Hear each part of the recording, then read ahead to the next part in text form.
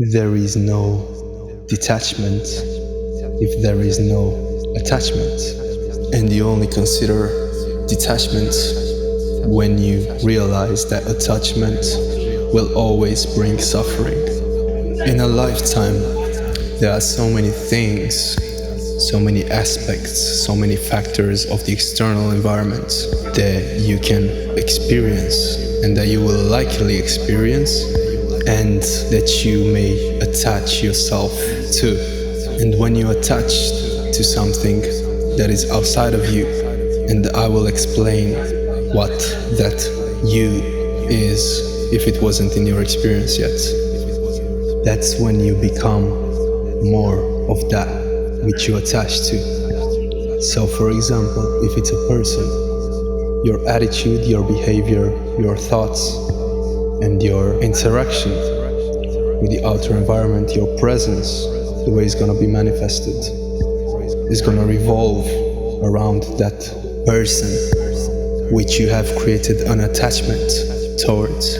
So you could say that you will become more of that person, since all of your actions and your responses will be shaped by the other person. If it's a job, which is a social construct, is just a concept. The whole system of a job revolves around the concept. If there was no concept, there were no arrangements and no rules to be followed. There was no contract, right? When you attach yourself to the job, you may find that you become the job. All that you do outside of it may still be in response to the job.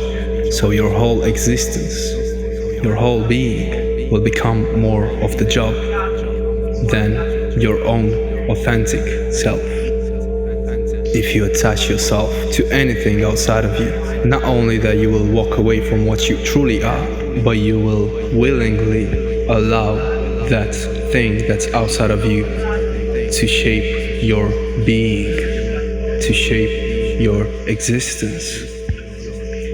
So as I was saying, there is no detachment without attachment.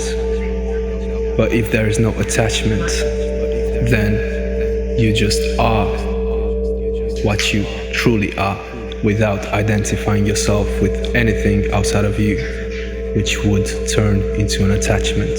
And you could see attachment as in having an actual attachment on you, like something that is stuck to you, something that's a part of you, right? So then, imagine detaching yourself from everything outside of you.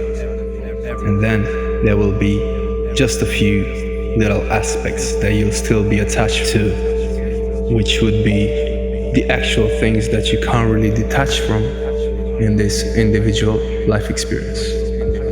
That will be your system, your physical and mental system, your body and your mind, which you can't really detach from unless you think of leaving them, like stepping out of them.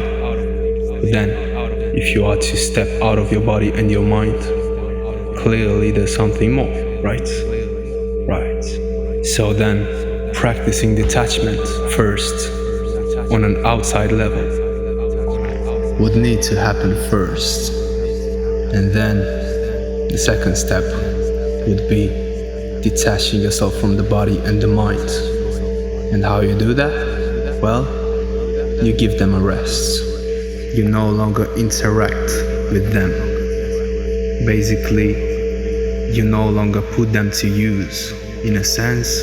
And when you stop interacting with your mind, which you may seem to feel like it's constantly driving you somewhere, as well as your body that follows your mind, or in some cases, the body itself becomes the mind and just does things mindlessly, just the way it's been used to, just the way it's been programmed to. So the moment you understand, as I was saying at first, that attachment always creates suffering, that's when you may want to practice detachment and to use it as a tool in which you become more of you than more of the outside, and more of you rather than more of your body and more of your mind. Having experiences is part of life. Suffering is also part of life. For a while, you don't need to be in a constant state of suffering. And when you awaken, when you wise up and you take life in your own hands and you understand life, then suffering will be optional. You could choose to make it part of your existence, or you could choose to miss out on it, to not make it part of your existence. But experience, it's part of life. We are here to explore. We are here to have experiences. By no means, experience is something bad. It's only when we attach ourselves to a certain experience that may be there for us to learn from. It may be a lesson in the form of an experience, but when we give it a different meaning, that's when we will likely create an attachment towards it, and we will make it into a much bigger thing than it actually is. And the more we are attached to a certain experience in this life, as I was saying, the more we'll be stuck in it, and the more we will miss out on other aspects of this life, which we are here to explore. Life without experience isn't much of a thing. Life with experience, it's a very colorful life. It's not something linear. It's something with a lot of contrasts, with a lot of colors, with a full spectrum. So I encourage experience and exploration. But you may see that that exploration may start to dim, may start to feel limited when you start attaching yourself to something in particular. I would suggest to deepen your clarity, that you become more conscious of the experiences, that you become more of the observer than the actor playing a role. And that's how detachment starts, when you become the witness, the observer of the scene, and you refuse to interact with it any longer because you are starting to get the lessons which you are meant to learn in order to move on and experience something new, something that awaits for you to explore, discover, and open yourself up to it. In order to detach yourself from external things, it could be certain concepts, illusions of the mind that you started to see as real, and you started to let yourself be shaped by those illusions, living in an actual illusion.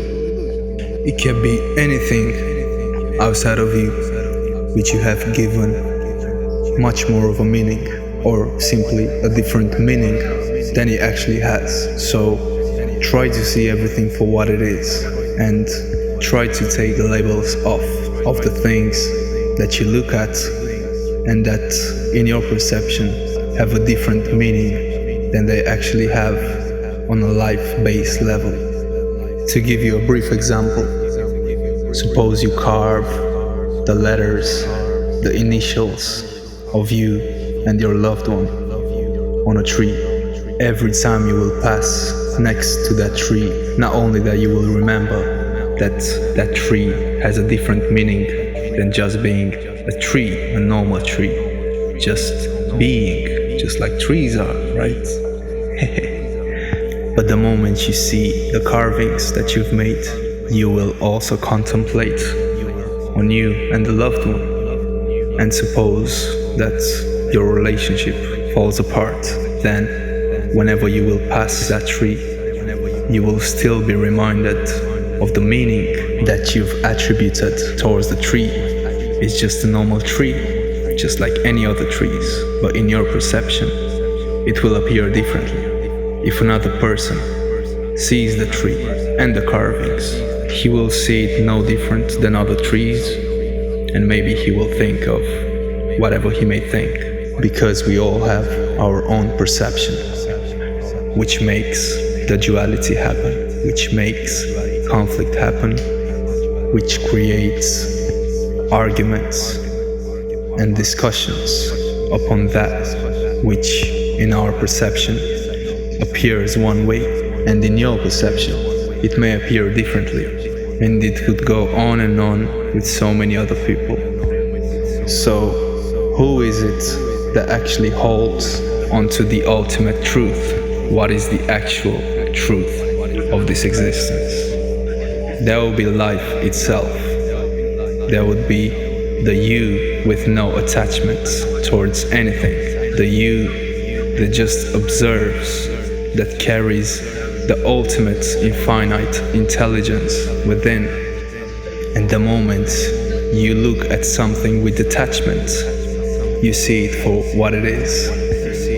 It's only when you step out of the game that you understand that you were temporarily playing it. But when you're stuck in a game, you start thinking that you are one with the game, just like a VR, right? A virtual reality experience.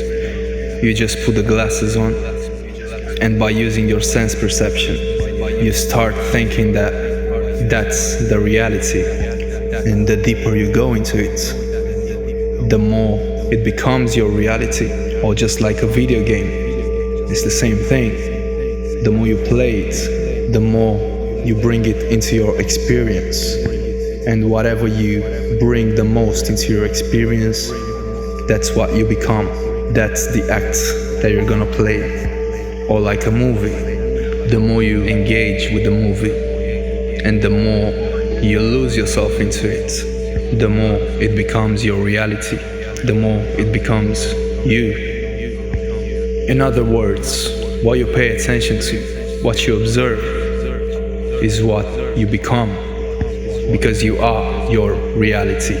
And when your reality is misunderstood or miscreated, or you could probably say processed into something that isn't real or that isn't really you, that's when you will walk away from you, the real you. So if that has given you some understanding upon things, upon life, some more clarity upon what's what, and upon the way you've let yourself be shaped by the outside, which the body and the mind are also part of the outside, not to be misunderstood for something that's inside of you.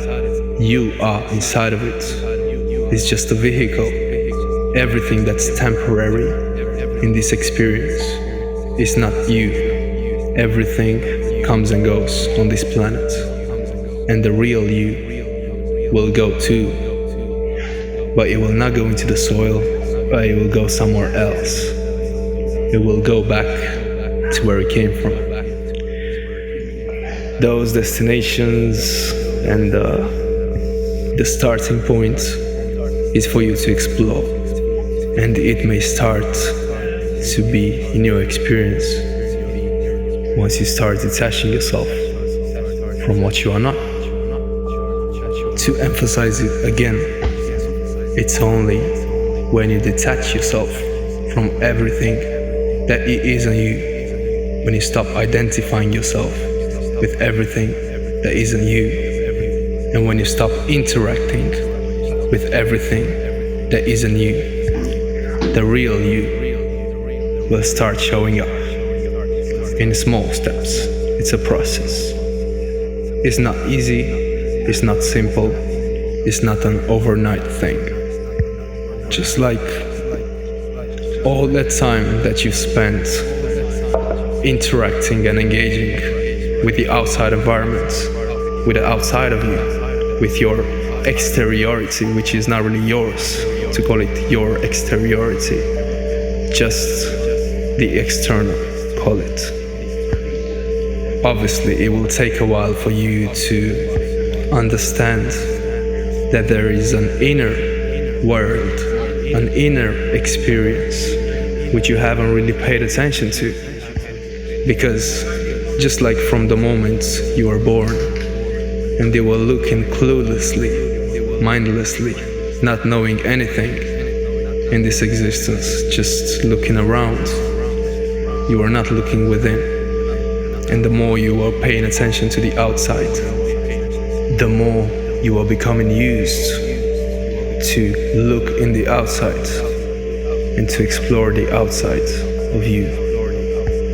And years and years went by, and you were still looking outside of you.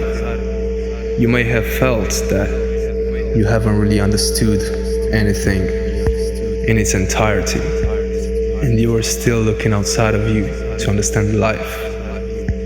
But how can you know yourself? How can you discover yourself? By only exploring the outside of you.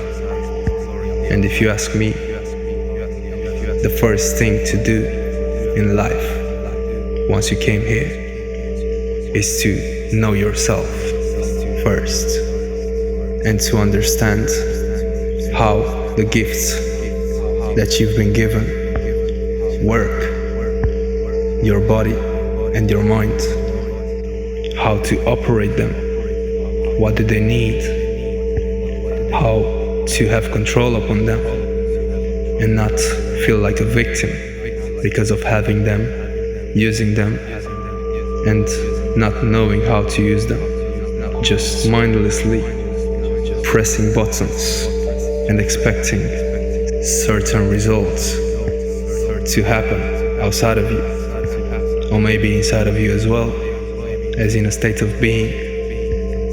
Everything that you want to experience is for you to create, but for that to be shaped just the way you want it to be, you need to know the software. You need to know the tools, the plugins, the atoms which the software carries, how to use them to create that which you want to see and which you want to experience. So obviously it's an individual experience. Some people may have turned within, some people, most people did not. But if you came this far, I encourage you to explore the inner world, the inside of you, within you, because you are life. Every form of life on this planet, be it a person, a human being, an animal, a creature, a plant, a tree, a bird, a leaf, whatever. At the base level, it's life, or energy, or atoms, whatever you may call it, or whatever you may look at it as. So it's only when you understand life on a basis level, and you see everything as life, and you see yourself as a piece of life amongst so many others, you understand that there is no separation needed, and that you are no different than any other forms of life on this planet, on a base level. So in whichever way you choose to operate, to shape, and to express that life within you, that's your free will. That's your gift, which you may make into a blessing, or which you may make into a burden. It's all in your hands. All I can encourage is consider a rebirth in which you are clueless, unconscious of yourself, of your purpose, of the inner world, and you start paying attention to the inside of you rather than the outside. And you can start at any time. You just need to shift your attention from outside to the inside. You just need to become an observer of the inside, and you can look at the outside without interacting with it. That's the best way to understand it. The moment you are into the game, you miss out on so many aspects. It's only when you look at the game from distance, being detached from the game, that's when you get a clear picture, a bigger picture. When you zoom out, that's when you can look at everything patiently, observing and understanding everything that's part of that game. So essentially, life is pretty much a game. And the more you play it, the more attached you become to the game. The more you are in the game rather than of it. So it's your choice what your role is in that game and what meanings you give towards any aspects of this game, so-called life. I know it seems so real, everything feels so real, even though we've came so far with scientific research and all that, that now we know that everything is energy, energy that turned into matter because of human imagination, right? Right. And out of this simulation, out of this projection that we consider to be so real, we've extended it into yet another projection and another projection. Just put some VR glasses on and you are already into a different reality. Your whole body thinks it's having that experience. Your whole system reacts according to that virtual experience, just like you're in it. It's only when you take the VR glasses off and you get back to what you call the real world that you understand that it was just a game. It was just a projection. Although there was no reality in it, you made it to be in your experience, in your perception.